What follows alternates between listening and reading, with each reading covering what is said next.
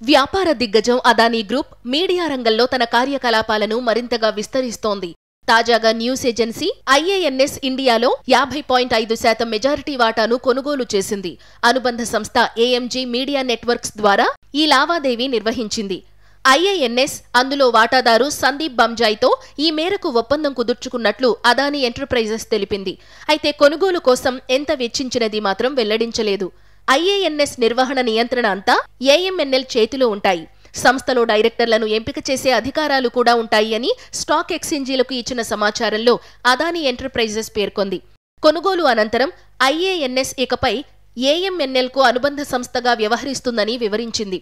మరోవైపు ఈ ఏడాది ఫిబ్రవరిలో తాను అనారోగ్యం బారిన పడినప్పుడు సంస్థ ఆర్థిక పరిస్థితులు మారాయని బంజాయ్ తెలిపారు. ఈ నేపథ్యంలోనే అదానీ గ్రూప్నకు వాటాలు విక్రయించినట్లు పేర్కొన్నారు.